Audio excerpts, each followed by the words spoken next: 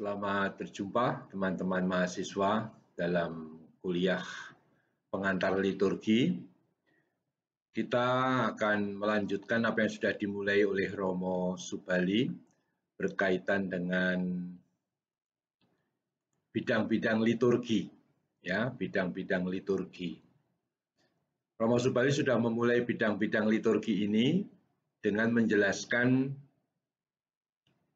liturgi sakramen secara paripurna selesai, lalu dia juga sudah masuk ke liturgi harian atau ibadat harian atau kita biasa kenal dengan brevir, liturgia horarum, dan sudah menjelaskan di bagian sejarah. Sekarang saya akan melanjutkan liturgi harian itu nanti plus ditambah liturgi sabda, ya. Jadi memang 3 bidang itu yang akan digali di dalam bidang-bidang liturgi. Sekarang macam dan urutan ibadat harian.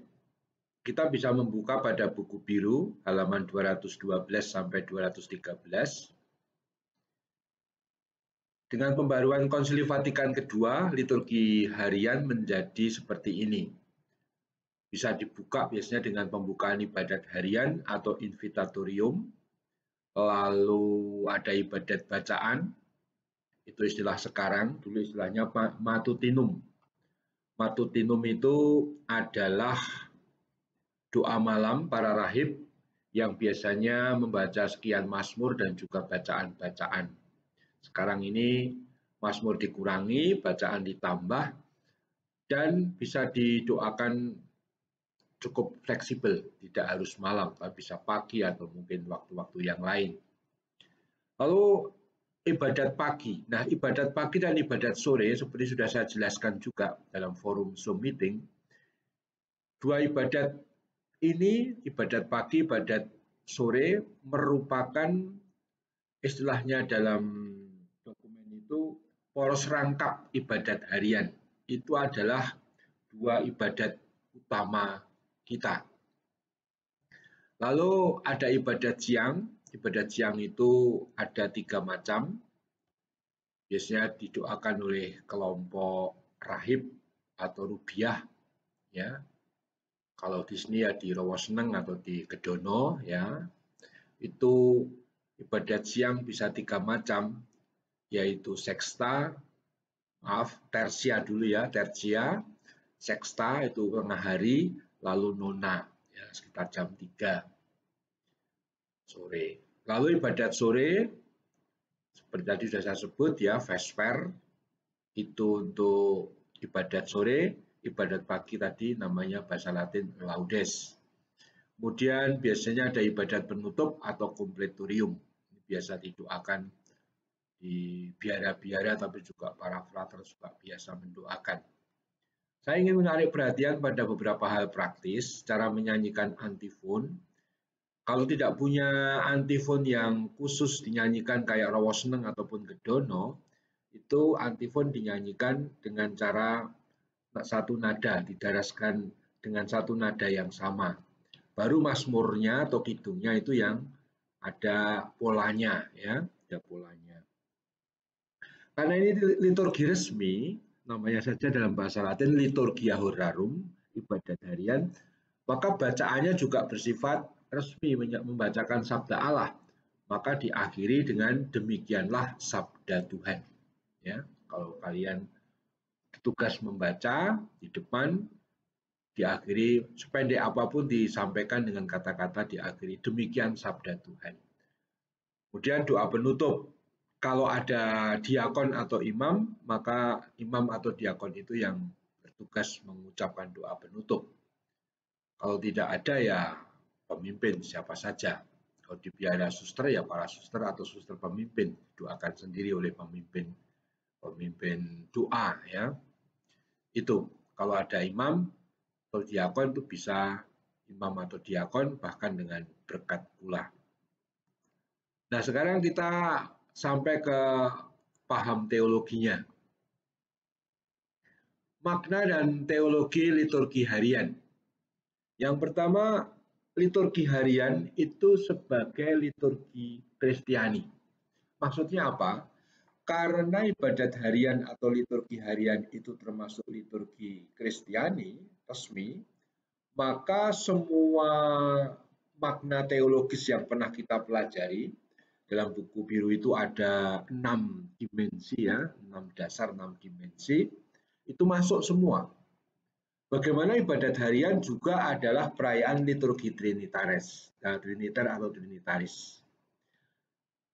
Kita kalau beribadat harian itu merayakan perayaan kasih Allah Bapa ya, yang dinyatakan melalui putranya dan sampaikan dalam Roh Kudus. Kita itu menerima dalam liturgi itu dirayakan liturgi kasih Bapa, Putra dan Roh Kudus. Itu dalam sejarah keselamatan berpuncak pada misteri Paskah. Maka nomor 2 juga liturgi itu selalu perayaan misteri Paskah. Apapun temanya, apapun pestanya, hari biasa atau pesta atau peringatan wajib, fokus selalu tetap misteri Kristus pada misteri Paskah. Kemudian juga sebagai karya Roh Kudus, nampak dalam epiklese ya, dalam epiklese. Lalu tindakan Kristus dan gereja, ini aspek subjek liturgi. Lalu eklesia, karena dengan ibadat harian atau liturgi itu terbentuklah gereja, terbangunlah eklesia, umat beriman yang dipanggil oleh Allah untuk menyembahnya. Dan terakhir dimensi eskatologis.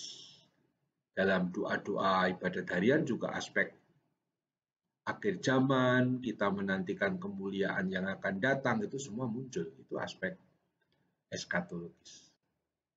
Kemudian tekanan khusus pada teologi liturgi harian. Ini sebenarnya nomor 2 ya. Nomor 1 tadi ibadat harian sebagai liturgi Kristiani. Nomor 2 ini tekanan khusus teologi liturgi harian. Ada 3 poin untuk tekanan khusus ini. Yang pertama, liturgi harian mengungkapkan dimensi khusus gereja yang sedang berdoa. Istilah bahasa Latin yang terkenal itu Ecclesia Orans, artinya gereja yang sedang berdoa. Menarik sekali bagi saya ya, bahwa kalau ibadat harian ini didoakan di setiap kelompok, maka sepanjang waktu itu ada doa yang disampaikan, diserukan kepada Allah di surga. Misalnya kalau tadi pagi kita berdoa ibadat pagi atau laudes, di daerah Amerika yang persis di balik bumi kita, mereka sedang doa sore atau doa malam, ya kan? Kalau itu bersama-sama kan sekaligus di surga itu disampaikan doa pagi, doa malam. Di sana di daerah mana sedang ibadat siang, daerah mana sedang ibadat malam atau ibadat sore dan seterusnya. Jadi sepanjang waktu itu gereja sedang berdoa dalam arti keseluruhan dunia, keseluruhan bumi ini. Gereja sedang berdoa. Maka kalau kita berdoa ibadat harian, kita ambil bagian dalam gereja yang sedang berdoa. Yang kedua, liturgi harian merupakan pengudusan waktu dan hari. Liturgi harian itu menampakkan penebusan Kristus yang kena, yang diterapkan pada waktu dan hari. Ketika berdoa malam, misalnya para rahib atau ibadat bacaan, lalu ibadat pagi, kita ibadat pagi misalnya, itu hari ini dikuduskan. Yang mengkuduskan bukan rahibnya, bukan kita yang berdoa, Kristusnya. Kristus yang kita doakan karena misteri Paskah sebagai pusat liturgi itu dihadirkan di tengah dunia. Kristus menebus dunia termasuk ruang dan waktu kita, hari kita. Maka sebenarnya tidak ada hari yang jelek buat kita. Maka kalau ada orang menikah itu kan biasanya kalau menurut hitungan-hitungan orang bangsa-bangsa kayak kami di Jawa itu ada hitungan-hitungan hari yang baik. Ya, kita biasanya mengikuti saja supaya tidak menjadi batu sandungan. Tapi secara Kristiani semua hari itu baik karena sudah ditebus oleh Tuhan. Yang ketiga, liturgi berisi ini doa pujian dan permohonan. Biasanya ada istilah-istilah terang, fajar, atau hari baru atau gelap dan sebagainya ya. Misalnya saja kalau madah ibadat pagi hari Senin ya, misalnya dinyanyikan itu sumber cahaya mulia yang menerangi dunia, malam kau hentikan sudah, kau terbitkan fajar cerah. Engkaulah terang sejati. Jadi terang, malam, fajar itu sesuatu yang menyimbolkan waktu. Nah, ini memang kekasan dari ibadat harian. Selanjutnya kita sampai pada spiritualitas ibadat harian. Dasarnya adalah partisipasi dalam penyerahan diri Kristus kepada Allah Bapa dalam Roh Kudus. Kalau kita ibadat harian, kita itu ambil bagian dalam doa penyerahan diri Kristus kepada Bapa dalam Roh Kudus. Jadi kalau kita berdoa itu bukan untuk supaya kita diberkati pertama-tama, tapi ambil bagian dalam doa Kristus yang menyerahkan dirinya kepada Bapa dalam Roh. Hidup Kristiani makanya suatu proses yang terus-menerus untuk menyerupai Kristus ya, supaya kita semakin seperti Kristus. Bahkan Kristus hidup dalam diri kita. Ungkapan peran serta kita dalam tugas gereja yang berdoa, Ecclesia Orans tadi yang sudah kita jelaskan, bersama seluruh umat beriman di muka bumi. Setiap tempat ada gilirannya, tadi sudah saya jelaskan ya. Kalau sini mungkin pagi, lain tempat ada yang siang, lain tempat ada yang sore, dan itu kan sekaligus karena bumi ini bulat ya, bundar ya. Jadi seperti itu. Pak Santo Benediktus itu dari Nursia pernah mengatakan kepada para rahibnya, kalau kalian berdoa, hendaknya mens concordet voci, akal budi menyelaraskan dengan suara atau doa yang sudah ada. Memang doa-doa itu sudah ada, kata-kata sudah ada di brevir ya, dan kita cuma mengucapkan doa-doa yang barangkali itu rumusan Daud, rumusan zaman perjanjian lama. Tapi Santo Benediktus 16, Santo Benediktus Nursia mengatakan supaya kita itu masuk dengan pikiran kita, hati kita ke rumusan itu, ya, menyelaraskan. Lalu praktek yang diwajibkan untuk para klerus ataupun biarawan-biarawati itu bukan untuk mengganti doa, seolah-olah kalau kita sudah berdoa lalu awam atau orang lain atau teman kita nggak usah berdoa karena sudah saya ganti. Tidak, setiap orang itu harus berdoa ya. Tapi kita memang berdoa untuk dunia, bukan untuk mengganti mereka lalu mereka tidak usah doa, bukan. Ya, ini aslinya doa semua umat beriman. Jadi sebenarnya doa brevir itu doa yang mestinya didoakan oleh semua orang, termasuk umat beriman. Ya, bukan hanya para romo atau para suster, bruder, bukan. Karena ini dalam Konsili Vatikan kedua disebutkan dengan jelas bahwa itu doa semua orang beriman.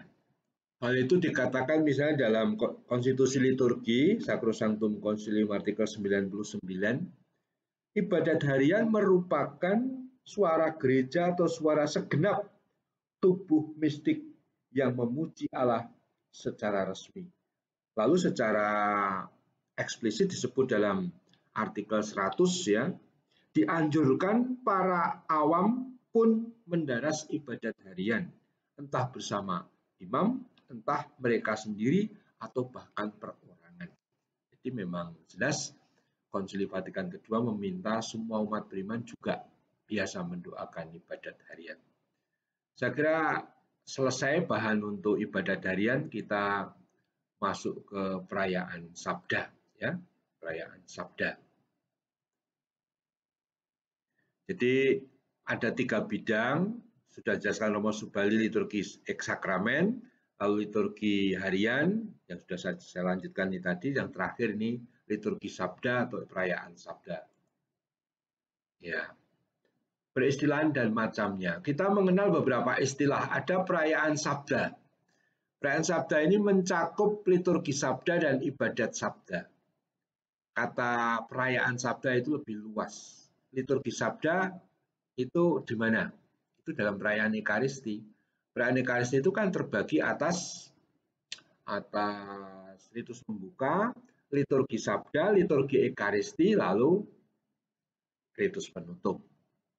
Tapi ada ibadat sabda. Nah, istilah ibadat sabda itu lepas dari perayaan ekaristi. Ibadat sabda dipimpin prodiakon, ibadat sabda dipimpin oleh frater, suster, ya katekis, ya itu ibadat sabda. Maka eksplisit di sini disebut liturgi sabda, bagian perayaan ekaristi resmi, makanya ibadat sabda memang tidak resmi karena itu bisa dipimpin oleh awam. Sekedar catatan bacaan misa bisa dibaca di buku halaman 221 sampai 224. Mau dibaca sendiri. Nanti dalam forum Zoom meeting saya akan menanyakan. Tapi intinya cara mengetahui tahun A, B, dan C itu gampang ya. Tahun A, B, dan C itu gampang sekali. Yaitu tahun yang habis dibagi 3 itu mesti tahun C ya. Tahun yang habis dibagi 3 itu mesti C. Ya contohnya tahun 2019 tahun lalu itu habis dibagi 3. Kalau 2019 coba kalian bagi 3 pasti habis. Nah itu tahun C. Karena tahun kemarin tahun C ini pasti tahun A. Kalau dalam hitungan 2020 dibagi 3 ya 673,111 atau 0,3333 itu berarti tahun A. Kalau 0,6666 tahun B gitu loh. Kalau tahun C pasti habis dibagi 3.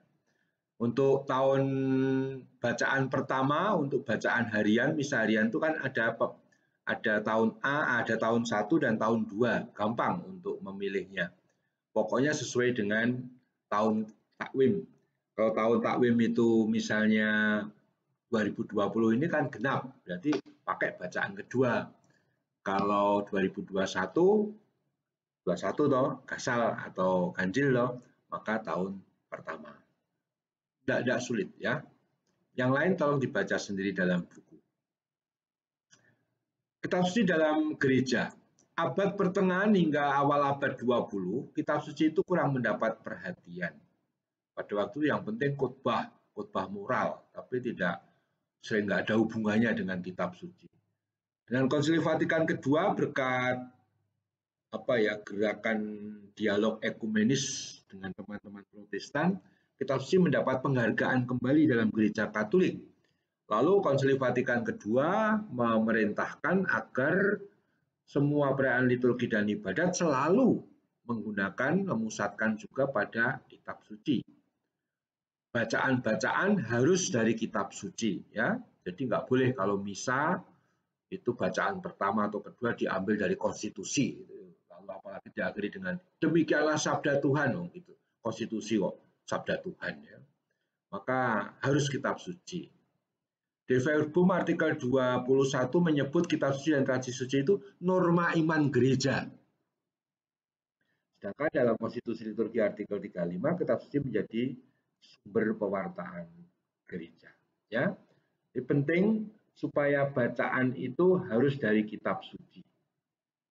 Kalau bahkan misa khusus ordo kongregasi tetap tidak diperkenankan kalau misa kudus bacaannya non kitab suci. Kadang saya masih mengalami ada perayaan liturgi misa kudus oleh sekelompok romo, sebuah kelompok religius, bacaan pertamanya itu dari konstitusi atau suster juga pernah itu tidak sesuai dengan Vatikan kedua ya. Selanjutnya teologi sabda. Teologi sabda intinya mau menyatakan pertama, sabda Allah itu penuh daya. Kata-kata Allah itu adalah dabar. Sabda dalam kitab suci itu artinya dabar bahasa Ibrani, artinya sabda yang tidak terpisahkan dari isi. Kalau Allah bersabda, jadilah. Ingat kitab Kejadian ya. Allah berfirman, jadilah terang, maka terang itu jadi. Jadi apa yang dikatakan Allah itu langsung berdaya, ya, berdaya ubah. Sabda Allah itu berdaya guna, berdaya ubah. Kayak Yesaya 55 ayat 10 sampai 11 itu ya. Ingat enggak teksnya? Dalam teks itu disebutkan begini, sebab seperti hujan dan salju turun dari langit dan tidak kembali ke situ, melainkan mengairi bumi, ya, mengairi bumi, membuatnya subur dan menumbuhkan tumbuh-tumbuhan, memberikan benih kepada penabur dan roti kepada yang mau makan. Demikianlah firman-Ku yang keluar dari mulut-Ku. Ia tidak akan kembali kepadaku dengan sia-sia, tetapi ia akan melaksanakan apa yang Ku kehendaki dan akan berhasil dalam apa yang kusuruhkan kepadanya. Sabda Allah itu nggak pernah kembali dengan sia-sia. Begitu disabdakan, itu efektif, berdaya guna. Baru dalam bahasa kita sehari-hari saja ya, kalau kita itu berjanji pada orang, besok aku datang ya, itu orang sudah percaya bahwa dia akan memenuhi. Kalau misalnya kalian teman yang baik, lalu ya nyiapin masak apa, atau orang sekarang juga modelnya kita makan di luar gitu, udah nyiapin uang untuk makan bersama ya. Jadi walaupun cuma melalui perkataan manusia biasa teman-teman aja kita sudah percaya, apalagi ini yang berbicara adalah Tuhan, pasti meyakinkan, pasti tidak menipu ya. Nah, dalam perjanjian baru sabda Allah ini bukan hanya efektif tapi menjadi manusia. Firman telah menjadi manusia dan tinggal di antara kita. Yohanes bab 1 ayat 14 ya, mengenai penjelmaan Allah yang menjadi manusia dan manusia kemudian, dan manusia itu adalah Yesus Kristus Tuhan kita, sang manusia sabda. Ya, lanjut. Kristus hadir dalam perayaan sabda. Ini poin kedua dari teologi tadi. Pertama tadi ya, yang sabda Allah penuh daya. Yang kedua, ini angka 2-nya kok hilang kemana ini. Kristus hadir dalam perayaan sabda. Artinya apa? Sabda Allah itu melahirkan gereja. Tapi dari gereja juga diwartakan sabda Allah. Jadi ada hubungan timbal balik. Bagaimana misalnya gereja lahir dari sabda. Itu misalnya dalam Kisah Rasul bab 2 ketika Santo Petrus dan para rasul mewartakan sabda Allah, yaitu berita wafat kebangkitan Kristus, Tuhan sebagai penyelamat. Orang-orang mendengarkan, dan karena gerakan Roh Kudus, karena pencurahan Roh Kudus dan karunia Roh Kudus, orang-orang kemudian menanggapi sabda itu. Mereka percaya dan bertobat, dibaptis, dan mulai hari itu terbentuklah atau jadilah umat yang sampai ribuan itu karena sabda Allah. Dalam Sacrosanctum Concilium artikel 7 dikatakan kehadiran Kristus itu kehadiran dalam sabda. Kristus ketika bersabda, ketika kitab suci dibacakan, maka Kristus sendiri yang berbicara.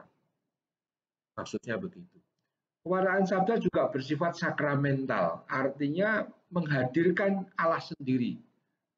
Kalau kita mewartakan sabda, membaca kitab suci, Romo berhomili, itu Allah bekerja dalam bentuk simbol yang kita terima dalam bentuk pendengaran dan sebagainya, tapi sekaligus karya itu berdaya efektif dalam hidup kita. Proses bagaimana bahasa manusia menjadi medan komunikasi Allah bukannya kita belajar bahasa Allah supaya kita tahu Allah, tapi kebalikan. Allah menjadi manusia. Allah menggunakan bahasa kita agar bahasa kita ini menjadi sarana untuk perjumpaan dengan Allah. Allah yang ngalah, Allah yang turun, Allah yang mencari, Allah yang menggunakan bahasa kita.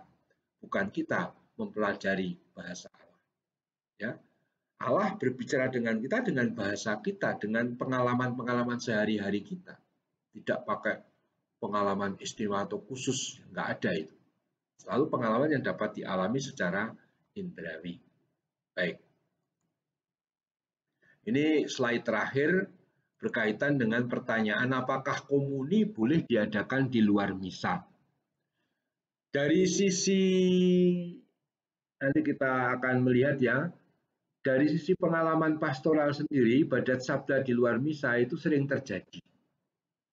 kalau di stasi yang jauh dari paroki, di tempat-tempat teman-teman yang kayak di Sulawesi, di Kalimantan, yang pedalaman itu kan imam tidak hadir, pastor tidak hadir. Maka ada ibadah sabda dipimpin oleh pemimpin atau oleh prodiakon atau oleh siapa ya di daerah itu. Dan itu merupakan ibadat sabda, itu merupakan ibadat yang baik, jangan direndahkan. Memang Ekaristi, perayaan Ekaristi itu puncaknya, tidak ada yang mengalahkan. Tapi ibadat sabda juga ibadat yang baik. Kalau umat tidak bisa merayakan Ekaristi, malah gereja menganjurkan ibadat ini. Ada pada konstitusi liturgi artikel 35 ayat paragraf 4 itu. Pertanyaan yang diajukan adalah apakah boleh komuni itu diadakan, diberikan pada saat ibadat sabda, khususnya perayaan sabda hari Minggu, di stasi-stasi yang saya sebut tadi, di pedalaman, di tempat-tempat yang jauh. Jawabannya begini, dari sisi teologis liturgis itu tidak ideal. Karena apa? Karena komuni itu sebagai kesatuan atau tak terpisahkan dengan doa syukur agung. Komuni itu, penerimaan hosti suci itu adalah partisipasi secara personal eklesial dari masing-masing umat ya, dalam peristiwa penyelamatan Tuhan yang dihadirkan dalam doa syukur agung. Maka doa syukur agung dan komuni itu satu rangkaian yang tak terpisah. Nanti kalau kita belajar liturgi Ekaristi di kuliah Ekaristi akan kami jelaskan bagaimana DSA, doa syukur agung dan komuni itu tidak bisa dipisahkan. Tetapi gereja juga punya praktek yang cukup tua, yaitu pengiriman komuni. Praktek ada praktek dalam gereja memberikan komuni di luar perayaan Ekaristi. Itu biasanya untuk kasus-kasus darurat atau kasus-kasus yang umat tidak bisa ikut misa karena terhambat, entah karena fisik, geografi, ya misalnya. Bayangkan kalau pada waktu gereja dianiaya, lalu banyak orang Kristen di penjara dan nggak mungkin mengadakan misa. Lalu ada yang diutus biasanya untuk memberikan komuni di penjara. Ya entah bagaimana caranya. Maka kalau praktek sekarang masih ada ya, mengirim komuni untuk orang sakit, untuk yang lansia, bahkan dalam masa pandemi ini juga untuk yang sudah lanjut tidak diseyogyakan hadir di gereja untuk misa offline ya, untuk mencegah atau juga untuk bersikap agar tidak terjadi penularan. Maka mereka ini layak dan penting dan perlu saya dukung itu untuk mendapat komuni, dikirim komuninya. Nah, dalam perayaan Sabda hari Minggu yang jauh dari Romo, tidak ada pastor, lalu dipimpin oleh ibadat sabdanya dipimpin oleh seorang pemimpin prodiakon atau siapa, itu boleh menerimakan komuni sesudah selesai misalnya doa Bapa Kami ya. Tapi tanpa doa syukur agung loh ya. Lalu boleh menerima komuni. Komuni yang tentu saja sudah diberkati, sudah dikonsakrir oleh Romo, entah kapan, atau mungkin dibawa langsung dari gereja paroki yang diambil. Nah, itu soal teknis yang bisa diatur. Jadi begitu, secara teologis liturgis tidak ideal, tapi secara pastoral dimungkinkan, bisa diterima. Ya, begitu saya kira cukup untuk penjelasan saya. Sampai jumpa dalam pertemuan Zoom meeting ya. Sampai jumpa. Terima kasih untuk semuanya.